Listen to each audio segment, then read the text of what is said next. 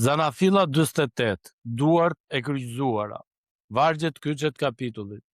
Perëndia para të cilit ecën etërit e mi, Abrahami dhe Isaku, Perëndia që më ka ushqyer qysh linda e deri në këtë ditë. Angjëlli që më ka çliruar nga çdo e keqe, le t'i bekoj këta djem. Vargjet 15 dhe 16. Por Izraeli shtriu dorën e tij të djathtë dhe e vuri mbi kokën e Efraimit, që ishte më i riu, dhe dorën e tij të mbajt mbi kokën e Manasit, duke i kryqëzuar durt. Vargu 14. E di, birim, e di, edhe ai do të bëhet një popull, por vëllai i tij më i vogël do të jetë më i madh se ai. Vargu 19. Jakobi është në shtratin e vdekjes, dhe kur Jozefi i sjell dy djemtë e vet, plaku bën diçka që e trondit babain e tyre. I kryqëzon duart dhe e vendos të djathtën mbi më të riun. Ky kapitull na mëson si duket besimi në fund të jetës, dhe si Perëndia zgjedh gjithmonë ndryshe nga rendi që presim ne. Konteksti historik dhe kulturor. Dora e djathtë në botën e lashtë ishte dora e nderit dhe e fuqisë. Bekimi kryesor, pjesa e dyfishtë të trashëgimisë dhe vendi i kreut të familjes, jepej duke vënë dorën e djathtë mbi kokën e të paralindurit. Prandaj Jozefi vendosi djemtë me kujdes, Manasin të paralindurin përballë dorës së djathtë të babait, Efraimin përballë të majtës, vargu 13. Gjithçka ishte rregulluar saktë dhe plaku i kryqëzoi duart me qëllim. Ka edhe diçka tjetër me peshë ligjore. Jakobi tha, Efraimi dhe Manasi do të jenë të mitë, si Rubeni dhe Simeoni, vargu 5. Ky ishte një adoptim zyrtar. Dy nipërit u bën bij dhe morën secilin pjesën e vet në trashëgiminë e Izraelit. Kështu Jozefi mori pjesën e dyfishtë, të drejtën e të paralindurit që Rubeni e humbi, e para Kronikave 5, vargjet 1 dhe 2. Dhe prandaj në listat e fiseve nuk ka fisin e Jozefit për dy fise, Efraimin dhe Manasin. Të shikojmë vargjet me kujdes. Vargjet 1 deri në 7. Kujtimi i premtimit dhe i Rakelës. Kur Jakobit i thanë se babai i ishte sëmur, Izraeli mblodhi forcat dhe ul mbi shtrat. Vargu 2. Plaku u ngrit për bekimin. Kjo ishte punë e shenjtë, jo bisede zakonshme, dhe filloi duke kujtuar. Perëndia i plot fuqishëm mu shfaq në Luc dhe më bekoi. Vargu 3. Luci ishte emri i vjetër i Bethelit, vendi ku pa shkallën 60 e ca vjet më parë. Në fund të jetës ai u kthye në çastin ku filloi gjithçka. Dhe pastaj papritur foli për Rakelën. Kur po ktheheshim nga Padani, Rakela vdiq pranë meje dhe e varrosa atje në rrugën e Efrates. Vargu 7. Pse e përmend këtu? Sepse po fliste me djalin e Rakelës, për niprit e Rakelës, dhe sepse dhimbja e vjetër nuk largohet kurrë plotësisht. 40 e ca vjet kishin kaluar dhe plaku ende e mbante atë ditë në zemër. Bibla nuk na kërkon ta harrojmë dhimbjen, vetëm të mos e lëm që të na sundojë. Vargjet 8 deri në 14, duart e kryqëzuara. Sytë e Jakobit ishin errësuar nga mosha dhe nuk shihte më. Vargu 10. Kjo duhet na kujtoj diçka. Edhe babai i tij Isaku ishte i verbër kur dha bekimin. 27:1. Por çfarë ndryshimi? Isaku u mashtrua nga duart, Jakobi e di saktësisht çfarë po bën me duart e veta. Njëri u gënjye, tjetri zgjedh me qëllim. Vitet me Perëndinë e kishin bërë të shihte më qartë se kur kishte sy. Jozefi i solli djemt dhe plaku i puthi e i përqafoi, dhe tha diçka që të prek. Nuk mendoja të shija më fytyrën tënde, dhe ja, Perëndia më lejoi të shoh edhe pasardhësit e tu. Vargu 11. Njeriu që kishte vajtuar 20 vjet për një djalë të vdekur tani mbante në krah niprit e tij. Perëndia shpesh na jep më shumë se sa do të guxonim të kërkonim. Pastaj Izraeli shtriu dorën e djathtë dhe e vuri mbi kokën e Efraimit që ishte më i riu, duke i kryqëzuar durët. Vargu 14. Fjala origjinale do të thotë i ndërroi, i kaloi njërën mbi tjetrën. Ai e dinte cili ishte i pari dhe e bëri me vetdije këtë gjë. Vargjet 15 deri në 16. Bekimi. 3 gjëra për Perëndinë. Dhe bekimi që dha është një nga më të bukurat e Biblës. Ai e përshkroi Perëndinë me 3 emërtime. Perëndia para të cilit ecën etërit e mi. Perëndia i beslidhjes, i brezave, ai që nuk ndryshon nga babai tek biri. Perëndia që më ka ushqyer qysh sa linda. Fjala origjinale është ajo e bariut që kullot Kopern. Jakobi, që kishte qenë bari gjithë jetën, e quan Perëndin bariun e vet. Kjo është hera e parë në Bibël që Perëndia përshkruhet kështu. Dhe nga ajo fjalë do të vi Psalmi 23 dhe Gjoni 10. Angjëlli që më ka çliruar nga çdo e keqe. Fjala origjinale për të çliruar është ajo e shpengimit, e atij që paguan për të liruar. Është hera e parë në Bibël që përdoret kjo fjalë, dhe Jakobi kishte plot gjëra për të çliruar. Esau, Labani, frika, vetja, dhe pastaj le të bekohen me emrin tim dhe me emrin e etërve të mi, dhe u shumofshin si peshqit e detit.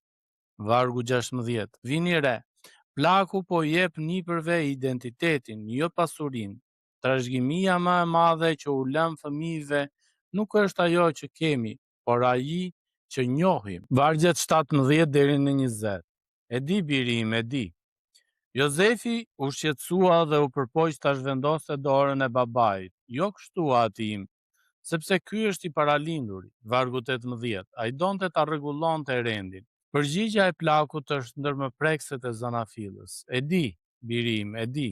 Në vargu 19. Dy herë nuk ishte gabim, nuk ishte verbëri. Jakobi e dinte dhe shtoi, edhe ai do të bëhet një popull, por vëllai i tij më i vogël do të jetë më i madh. Historia e vërtetoi, Efraimi u bë fisi kryesor i mbretërisë veriore. Ai sa profetët e quanin gjithë Izraelin verior thjesht Efraim. Oseja 4:17. Dhe ky rendi përmbysur është modeli i gjithë zanafillës. Abeli mbi Kainin, Isaku mbi Ismaelin, Jakobi mbi Esaun, Juda mbi Rubenin, dhe tani Efraimi mbi Manase. Perëndia nuk zgjedh sipas rendit të lindjes, meritës apo pritjeve njerëzore, ai zgjedh me hir. Dhe kjo do të thotë se askush nuk është automatikisht brenda dhe askush nuk është automatikisht jashtë. Bekimi që u dha u bë formula e përhershme e Izraelit. Perëndia të bëft si Efraimin dhe si Manasin.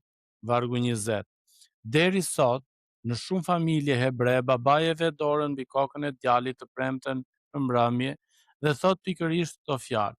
Një bekim i dhënë në shtratin e vdekjes ka jetuar 3000 vjet. Vargjet 21 dhe 22. Perëndia do të jetë me ju. Dhe fjalët e fundit të kapitullit, ja unë po vdes, por Perëndia do të jetë me ju dhe do t'ju çoj përsëri në vendin e etërve tuaj.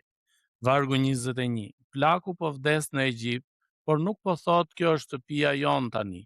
Ai deri në frymën e fundit e mban premtimin para syve. Vini re strukturën, unë po vdes, por Perëndia do të jetë me ju. Kjo është ajo që duhet të lëm pas, jo siguri se do të jemi gjithmonë aty, por siguri se ai do të jetë.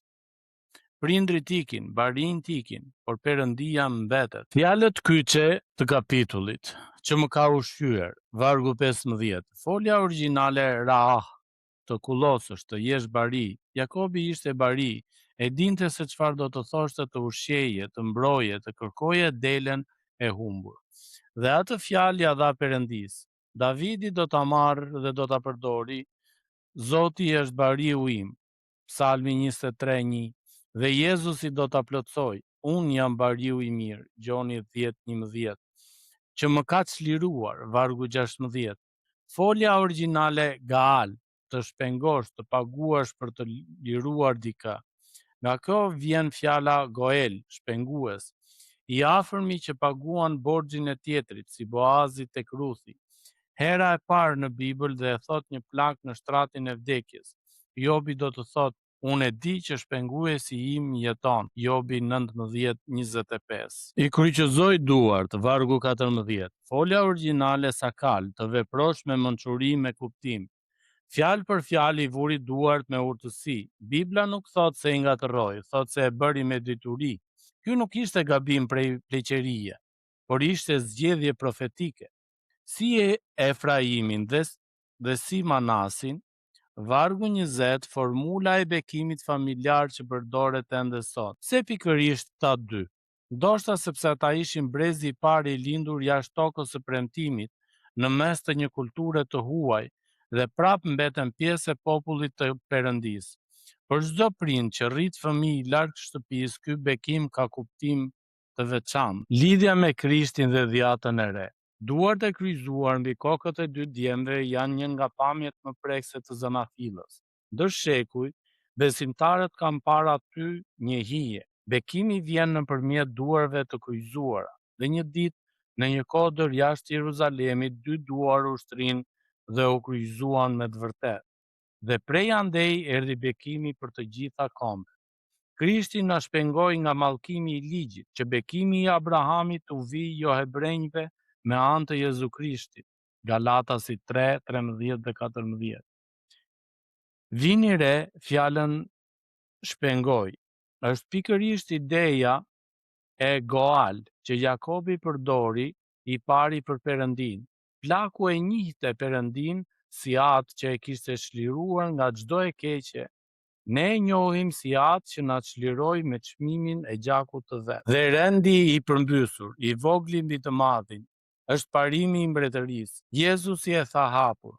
Shumë të parë do jenë të fundit dhe të fundit të parë. Mateu 19:30. Perëndia zgjodhi Efraimin jo Manasin, zgjodhi Barinjt jo Priftërinjt. Për të parët që dëgjuan lajmin e lindjes, zgjodhi përshkatar jo dietar. Ky është një ngushëllim për çdo që ndihet i dyti. Rendi i botës nuk është rendi i tij. Dhe një gjë e fundit. Efraimi dhe Manasi ishin gjysmë egjiptian dhe nëna e tyre ishte egjiptiane. Ata lindën dhe u rritën jashtë tokës së premtimit. Prap, Jakobi i mori dhe tha, këta janë të mi. Kjo është pamja e hershme asaj që pali do ta shpallë. Jo hebrejt e birësuar në familjen e Perëndisë. Efesianëve 1:5 dhe Romakët 11:17. Ata që lindën jashtë u bën brenda me anë të bekimit. Aplikimi për ne sot. Në shtëpitë tona ka pasur gjithmonë një çast që nuk harrohet. Gjyshi ose gjyshja që ve dorën mbi kokën e fëmijës dhe thot diçka. Nuk mbahen mend gjithmonë fjalët, por mbahet mend dora. Jakobi vdiq duke bërë pikërisht këtë. Dhe nga ky mësim neve marrim. Së pari, bekoj fëmijët me fjalë. Jakobi nuk u la nipër vepara, u la fjalë. Fëmijët dhe nipërit tanë ka nevojë për të dëgjojnë nga ne, Perëndia të bekoft, jam krenar për ty. Zoti ecte me gjyshin tanë dhe do të ecë me ty. Mos i lër këto fjalë pa thënë. Fjala e bekimit nga një prind mbetet gjithë jetën. Së dyti, lëru atyre Perëndin që nje, jo vetëm rregullat. Jakobi e përshkroi Perëndin me 3 gjëra nga përvoja e vet. Perëndia e jetërve, bariu që më ushqeu, ai që më çliroi. Tregoju fëmijëve historinë tënde me Perëndin. Ku të ka mbajtur, ku të ka çliruar. Kjo mbahet mend më shumë se çdo mësim. Së treti, dhimbja e vjetër nuk të bën më pak besimtar. 40 vjet pas vdekjes së Rakelës, plaku ende e përmendte. Nëse mban një dhimbje që nuk largohet, një humbje, një fëmijë, një martesë, mos mendo se je i dobët në besim. Jakobi e mbajti deri në fund dhe prap bekoi. Zemra mund të mbajë dhimbje dhe besim njëkohësisht. Së katërti, mos u përpiq ta rregullosh rendin e Perëndisë. Jozefi u përpoq ta zhvendoste dorën e babait. Sa herë ne mendojmë se dim kush duhet të jetë i pari, kush e meriton, kush duhet ngritur, por Perëndia zgjedh ndryshe.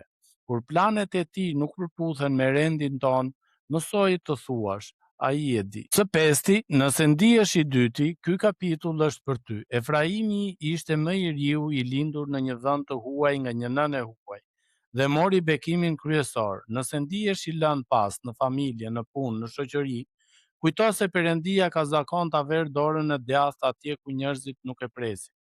Së gjashti, lëri fëmijëve premtimin, jo garancinë tënde. Unë po vdes, por Perëndia do të jetë me ju. Ne nuk do të jemi gjithmonë aty për fëmijët tanë. Prandaj gjëja më e mirë që mund t'u lëm nuk është mbrojtja jonë, por njohja e tij që mbetet. Mësoj të mbështeten tek Perëndia dhe jo tek ne. Çfarë mësuam nga ky kapitull? Zanafilla 48 na tregoi një plagë që mblodhi forcat për të bekuar. Kujtimin e Bethelit dhe të Rakelës pas 40 vjetësh, 2 nipër të lindur jashtë tokës së premtimit, që u birësuan si bi, duart e kryqëzuara me qëllim dhe fjalët e di, biri im e di. një Perëndi të përshkruar si bari dhe shpengues për herë të parë në Bibël, dhe një bekim që jeton ende sot. Dhe fjalët e fundit, unë po vdes, por Perëndia do të jetë me ju. Mbaje mend këtë varg, Perëndia që më ka ushqyer qysh se linda, angjëlli që më ka çliruar nga çdo e keqe, le t'i bekoj këta djem. Zanafilla 48 vargjet 15 deri në 16. Perëndia që të ka mbajtur ty është ai që do të mbaj edhe fëmijët e tu. Paqja dhe hiri i Perëndisë qoftë me ju.